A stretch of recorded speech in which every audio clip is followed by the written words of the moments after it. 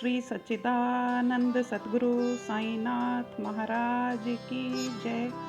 श्री साईं सच्चरित्र भक्तों के लिए ठीक उसी प्रकार पूजनीय है जिस प्रकार भगवत गीता, रामायण, बाइबल, कुरान, गुरु ग्रंथ साहब पूजनीय है। साईं सच्चरित्र में बाबा के जीवन काल में घटित घटनाओं का समावेश है।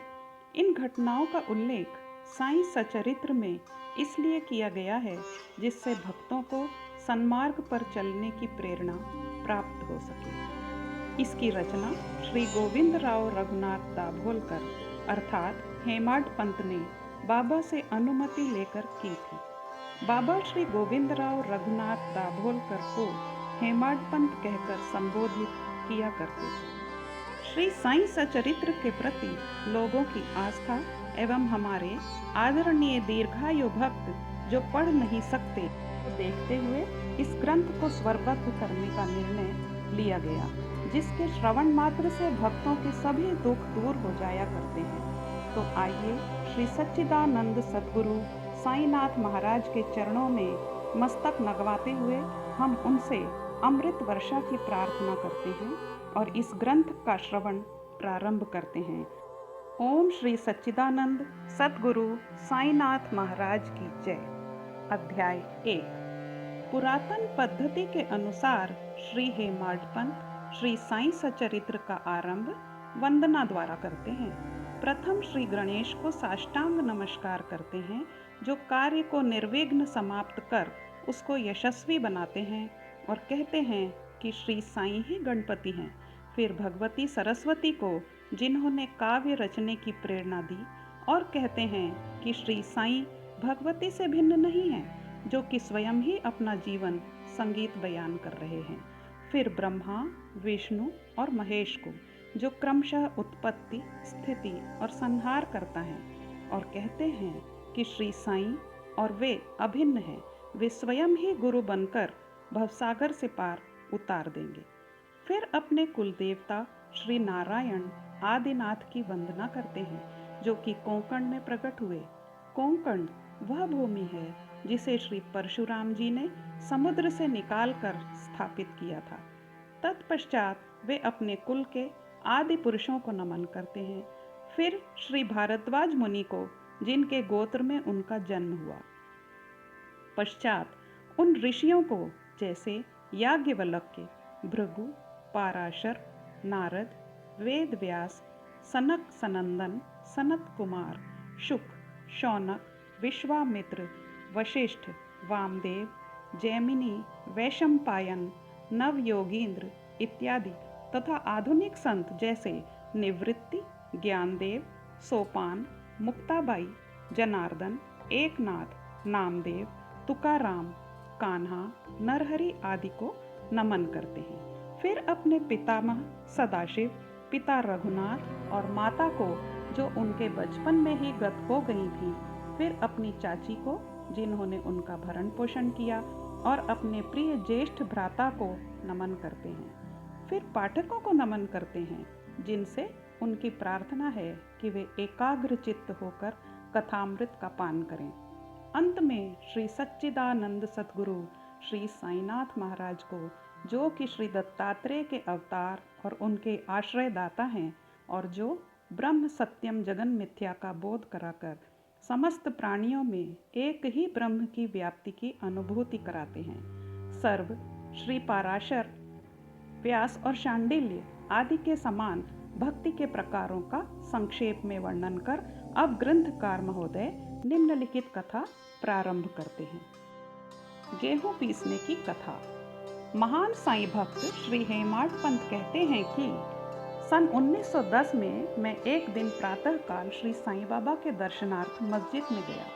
वहाँ का विचित्र दृश्य देख मेरे आश्चर्य का ठिकाना न रहा कि साईं बाबा मुंह हाथ धोने के पश्चात चक्की पीसने की तैयारी करने लगे। उन्होंने फर्श पर एक टाट का टुकड़ा बिछाया, उस पर हाथ से पीसने वाली चक्की रखी। उन्होंने कुछ गेहूं डालकर पीसना आरंभ कर दिया। मैं सोचने लगा कि बाबा के चक्की पीसने से क्या लाभ है, उनके पास तो कोई है भी नहीं और वे अपना निर्वाह भी भिक्षावृत्ति द्वारा ही करते हैं। इस घटना के समय वहां उपस्थित अन्य व्यक्तियों की भी ऐसी ही धारणा थी, परंतु उनसे पूछने का साहस किसे था। बाबा के चक्की पीसने का समाचार शीघ्र ही सारे गांव में फैल गया और उनकी यह विचित्र लीला देखने हेतु तत्काल ही नर नारियों की भीड़ मस्जिद की ओर दौड़ पड़ी। उनमें से 4 निडर स्त्रियां भीड़ को चीरती हुई ऊपर आईं और बाबा को बलपूर्वक वहां से हटाकर उनके हाथ से चक्की का खूंटा छीनकर तथा उनकी लीलाओं का गायन करते हुए उन्होंने गेहूं पीसना प्रारंभ कर दिया। पहले तो बाबा क्रोधित हुए, फिर उनका भक्तिभाव देख वे शांत होकर मुस्कुराने लगे। पीसते पीसते उन स्त्रियों के मन में ऐसा विचार आया कि बाबा के न तो घर द्वार है, न इनके कोई बाल बच्चे हैं तथा न कोई देख रेख करने वाला ही है। वे स्वयं भिक्षावृत्ति द्वारा ही अपना निर्वाह करते हैं, अतः उन्हें भोजनादि के लिए आटे की आवश्यकता ही क्या है। बाबा तो परम दयालु हैं, हो सकता है कि यह आटा वे हम सब लोगों में ही वितरण कर दें। इन्हीं विचारों में मग्न रहकर गीत गाते गाते ही उन्होंने सारा आटा पीस डाला। तब उन्होंने चक्की को हटाकर आटे को 4 समान भागों में विभक्त कर लिया और अपना अपना भाग लेकर वहां से जाने को उद्यत हुई। अभी तक शांत मुद्रा में निमग्न बाबा तत्क्षण ही क्रोधित हो उठे और उन्हें अपशब्द कहने लगे।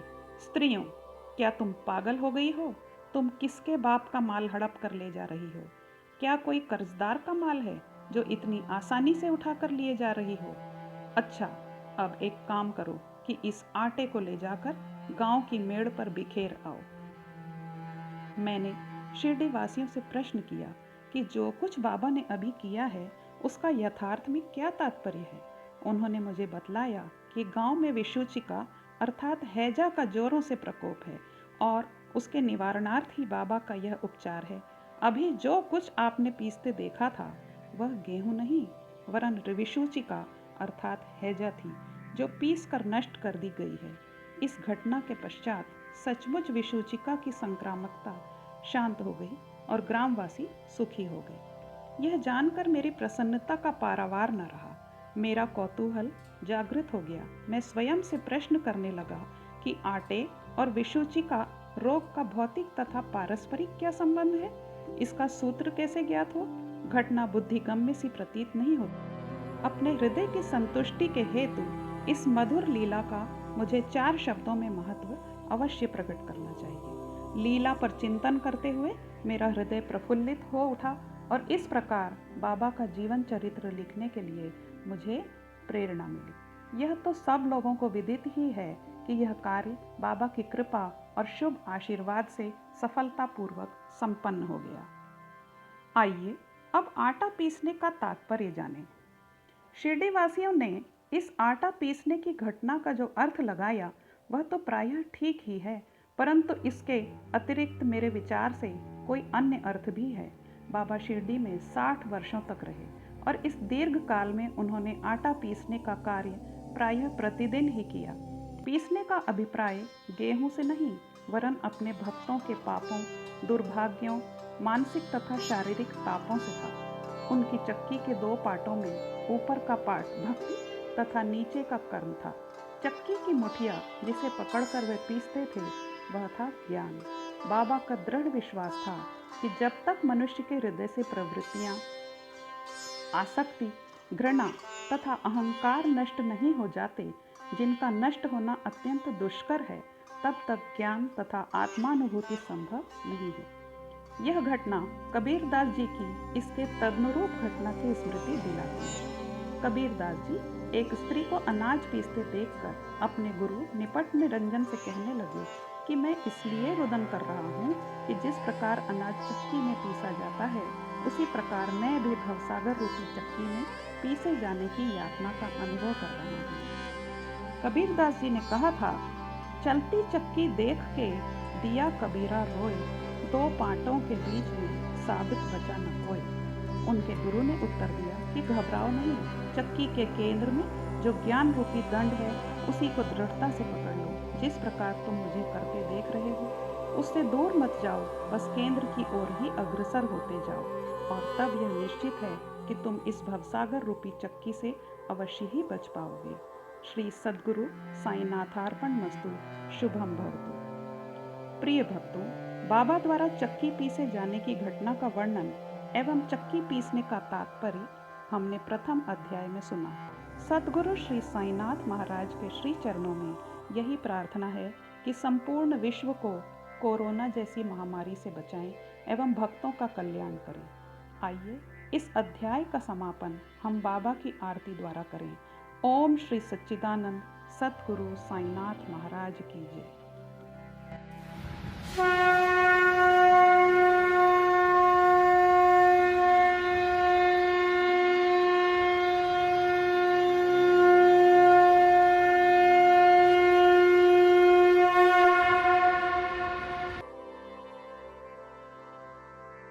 आरती साई बाबा सौख्यदातार जीवा चरणार जातळे द्यावा दासा विसावा भक्ता विसावा।